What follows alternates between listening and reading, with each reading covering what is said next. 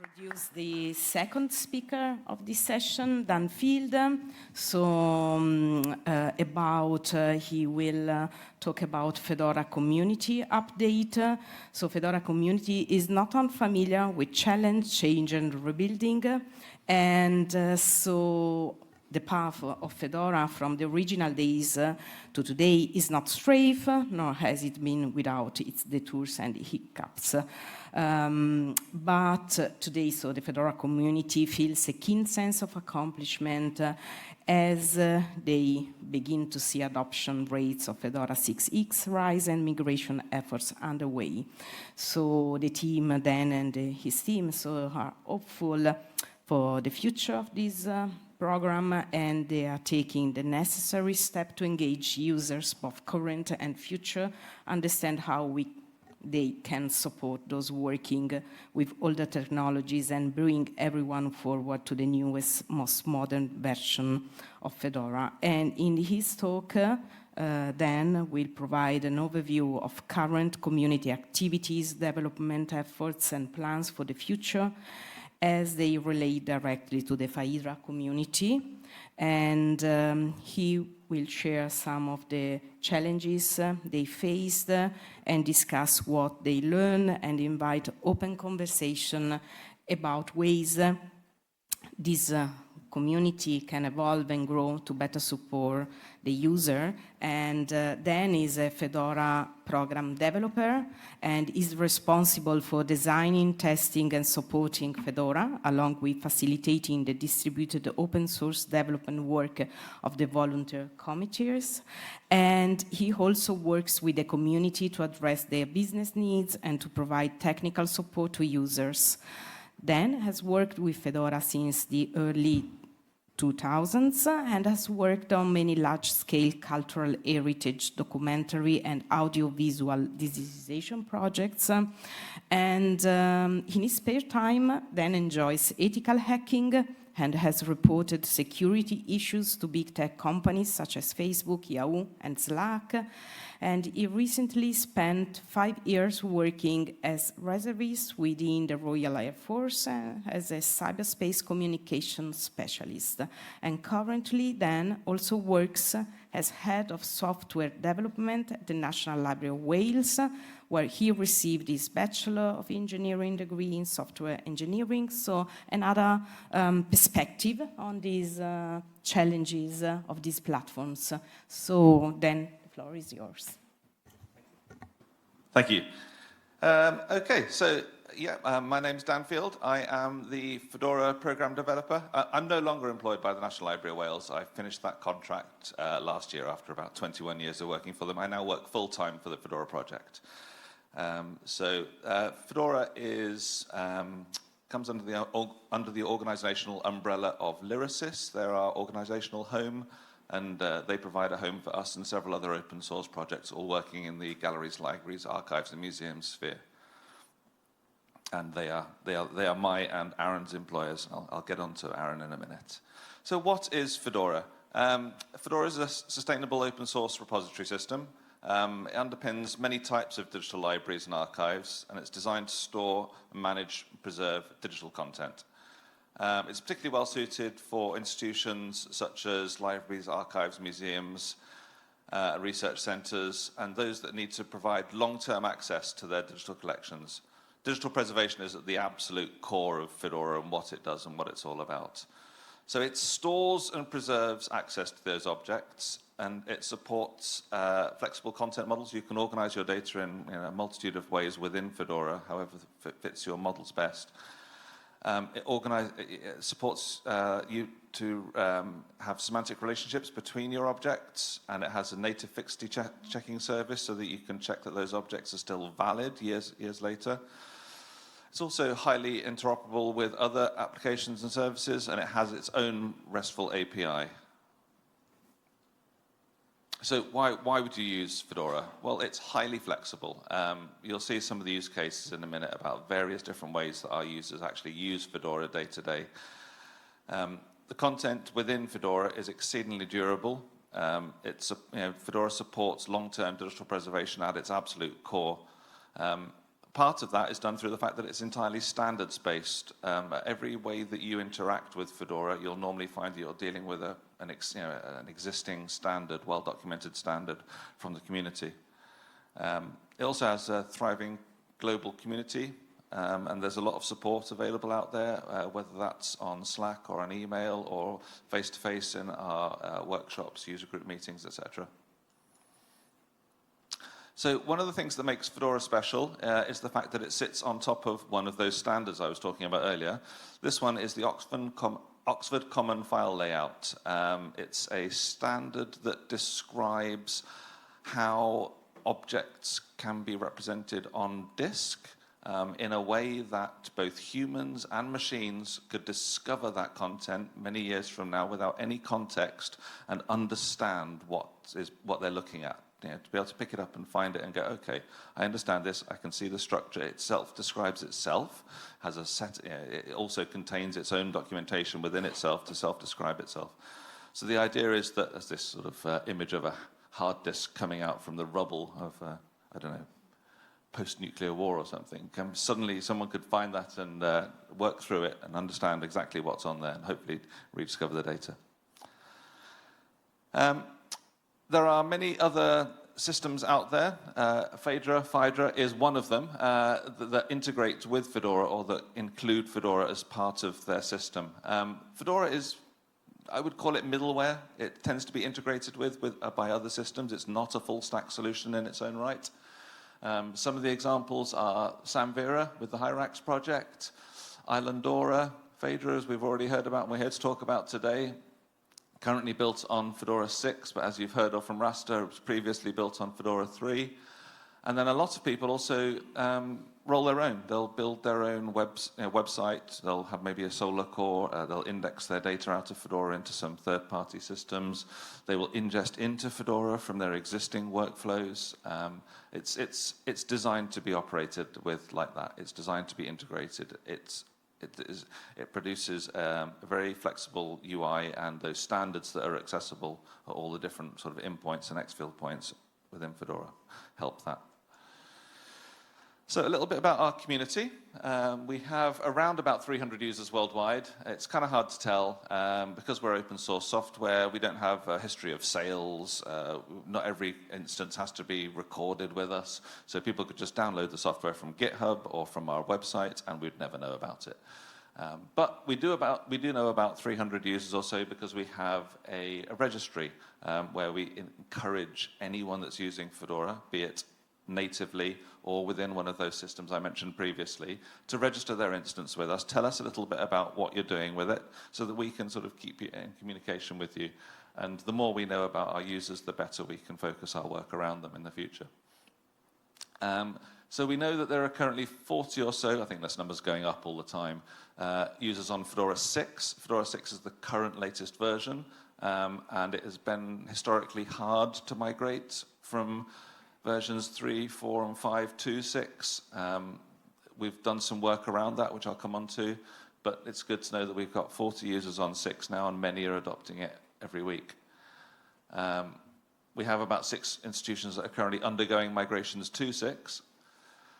We have 18 Fedora governance members, and governance plays a big part in helping steer how the project moves forward in time, but ultimately it's the community that makes those decisions for us. We have around 600 users on Slack, which gives you an idea of how many people have come into the support network, and a lot of those people are active day to day and will respond to queries. They're not employed, they're from various institutions around the world, but they like to hand something back and help the other Fedora users, so it's very much everyone helps each other kind of scenario. We have a committer team of around 7 at the moment. These are people that are actively working on the code base and also providing documentation and helping with distribution of Fedora. And we have around 40 members. These are institutions that pay a membership to Fedora as a project. And with that, they gain certain benefits like seats on governance, additional things. A lot of this is up for discussion at the moment, so the membership model may change in the future. We may hopefully be able to offer more to our users in general. But yeah, we currently have about 40 people that are making a financial contribution to help sustain Fedora. So this is the team. I mentioned Aaron earlier. She's our program manager. She's based out in Atlantic Canada. And there's myself, Dan. I'm based out of Wales in the UK. We also have, from Lyrasis, the company that employs both Aaron and I, Bridget Almas. She's our Director of Operations, and she plays a small percentage role in Fedora just from the Lyrasis organizational home point of view. That's our active committer team at the moment. Ben Pennell from University Chapel Hill, Jared Wicklow from University of Manitoba, Damien Katz from Villanova University, Doran Shelby from the National Library of Medicine, and Calvin Zhu from the National Library of Medicine. Unfortunately, both of those are currently out of work due to US government funding, but they are still part of the committer team. Thomas Bernhardt from Docu team in Switzerland. He's currently on a sabbatical, but is also an active member. And James Alexander from the Open University. So this shows the community and sort of how the different components interact with each other a bit. We've got that Lyrasis element I talked about with our organizational home. They also they work directly with the program manager and myself, the developer, and any contract developers that we have on at any time. You can see then that the governance deals directly with our program manager, and the technical team, the full-time committer team also interact with our contract developers, and there are several other interconnections as well. I won't go into too much detail there. There is a Fedora community roadmap. I won't concentrate too much on this because this one's a little bit out of date now, but it is available on our wiki if you want to see sort of where the project is, what we've got in the works, and where we're hoping to be at any moment in time over the next couple of years. So I'd recommend you go to the wiki for the latest version of that. Fedora stands on the shoulders of giants. These are just some of the, in fact, I think it's most of them, but I've tried to get a logo for each of them. These are the open source products that we use as a software, you know. So we have a heavy reliance on various database systems, on database abstraction systems, on frameworks, unit testing organizations. We have an awful lot of stuff from the Apache Commons project, AWS, Google Guava, Jetty, you name it. There's a million projects that we sit on top of, and they help make what Fedora is. So current version, I said we're on current version 6. It's actually 6.5.1 is the very latest version as of today. We also have supporting products, migration utils, which takes you from Fedora 3 to Fedora 6 directly, is on 6.5.1 as well. We have the migration validator, which will make sure that if you've gone through that migration process with migration utils, it will validate the outputs of that against the original repository that you exported from to make sure that that validation, migration went successfully. And we also have the Camel toolbox. This is a sort of an integration framework which sits on top of Fedora, which allows you to take your Fedora objects and it listens to events and will process them off to other systems if you want to do more integration outside of Fedora. There's also a Docker image, which if you are quick with your phone and the QR code, you can grab the link to that. But if you just Google for FC repo Docker or Fedora Docker, you will hopefully get to the Docker Hub official images for Fedora. There's a migration pathway. It's relatively easy to get from 3 to 6 now, as I mentioned, due to that migration utils product. There is a pathway from 4 to 6 as well, but you have to go via 5. It's a little bit more complex. There's documentation on the wiki, and you have to go through rather specific version numbers. I won't quote them now because there isn't the time, but there is a pathway to get you from any of the versions of Fedora that are out there, apart from 2, but 2 is over 20 years old, so hopefully there aren't too many users left on 2. We did hear about one that only finished migrating last year, though, so it happens. This is the world we live in.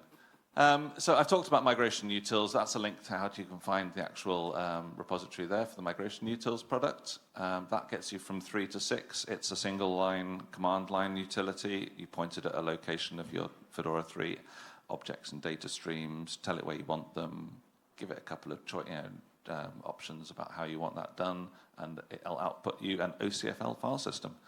OCFL I mentioned earlier, so OCFL is just a way of describing the files on disk, and then what you do is you point your Fedora at that file system, up it comes, and you have a Fedora 6. First time it sees your objects, it will index them, and you've got a brand new Fedora 6 instance sitting on top of OCFL. I've talked about the validator already. There's also a metadata remediation guide. So this is a set of documentation, templates, best practices, a bunch of links, and interesting documents on how you can sort of clean up your data, analyze your metadata. And there's also a migration guide, which is available on the wiki, which is an output of an IMLS grant. We got some funding to actually do this migration tooling from Fedora 3 to Fedora 6. So that grant, the migration utils, and the validator are all outputs of that funding project, which we're very thankful for. So the big news is that Fedora 7 is coming. We've actually completed 99.999% of the work. There are a couple of outstanding little issues that we would like to resolve before going to an alpha. But we are hoping to have that alpha out, like literally in the next couple of days, hopefully. So watch this space for the alpha, and then hopefully on the heels of the alpha will be a public beta in short term, and then we are hoping to go for a full production release of Fedora 7 in the new year, in January, early January, as soon as everyone's back from Christmas. So those are the phases that we're going through. We've done a code coverage review, which we wanted to make sure that all the code was covered by our unit test suite and our integration tests to make sure that any major changes we made to the underlying software was still working as expected. So we got ourselves up to an 80% code coverage across the entire code base and all of our modules. We then did a ton of dependency upgrades. Fedora 6 was originally written about 4 or 5 years ago, and as you saw from that wall of logos earlier, it sits on top of an awful lot of other open source projects. Well, all of those open source projects have been progressing as well in the meantime, and they've gone through major version increases. So what we've done is we've bumped Fedora up to use the latest and greatest versions of all of those supporting libraries as well. And that's mainly what the work around Fedora 7 has been. There's been a couple of small bug fixes along the way and improvements, but mostly it's been around bringing those versions up to date. And then the phase 3 will be the community testing. So like I mentioned, we'll be going out for an alpha and then a public beta.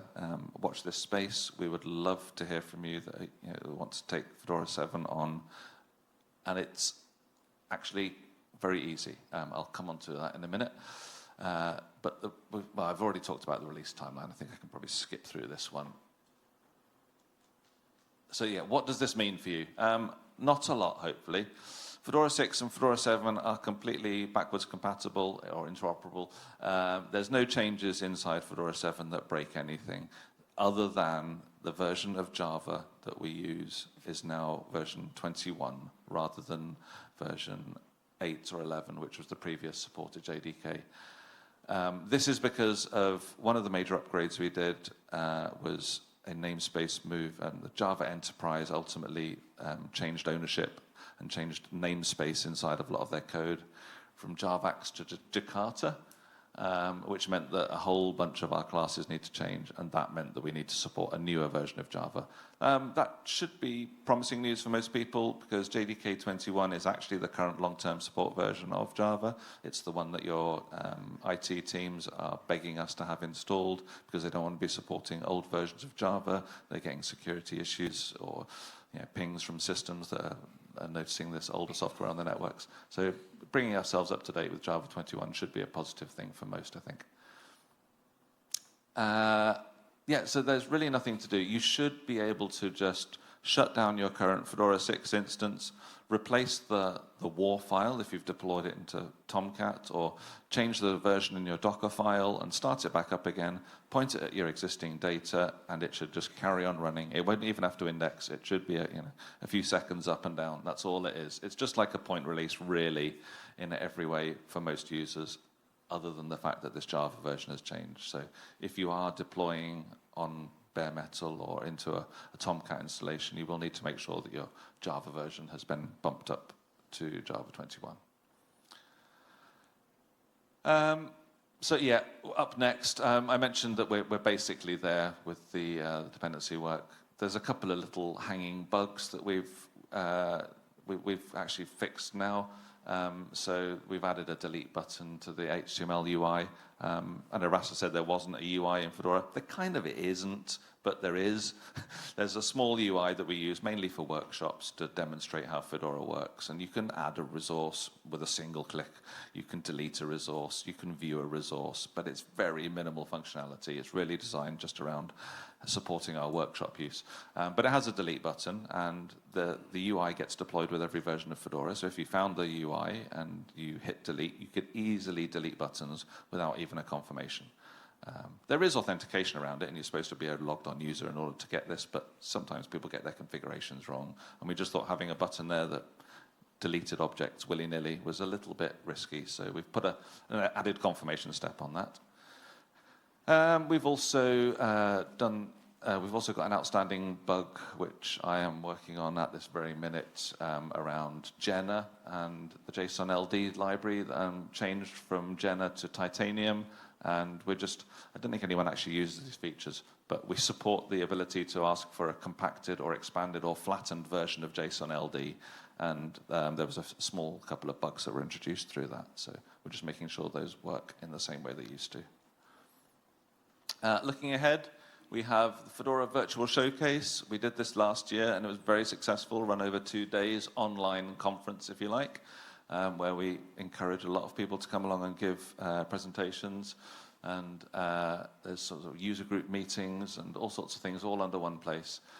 So those will be November 18th to 20th. And keep an eye on the various communication channels from Fedora, and those will be well published there, I'm sure, if they already have been, in fact.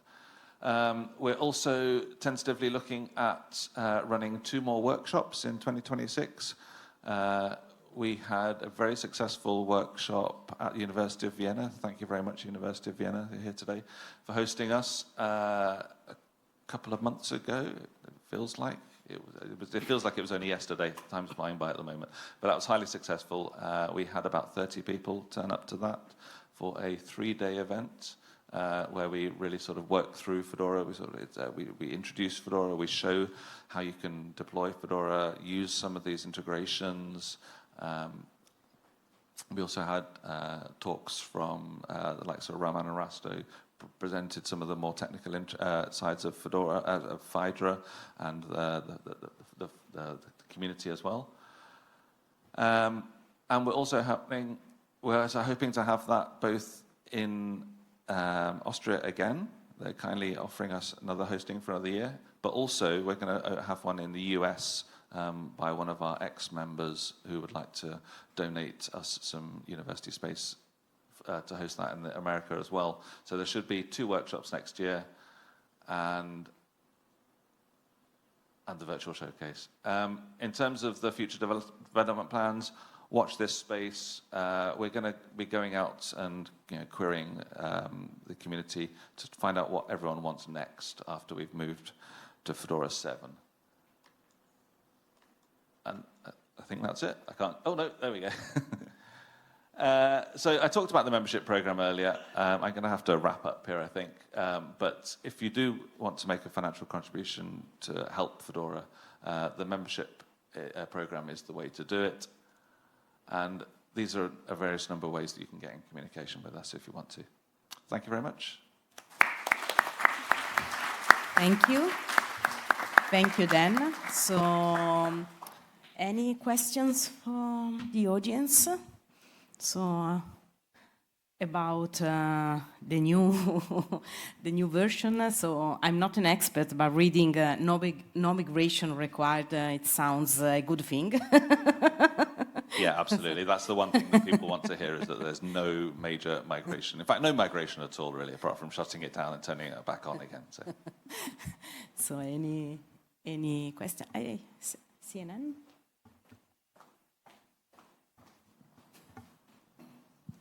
Great, thank you. I'm Simon Worthington from TIB Library in Hanover.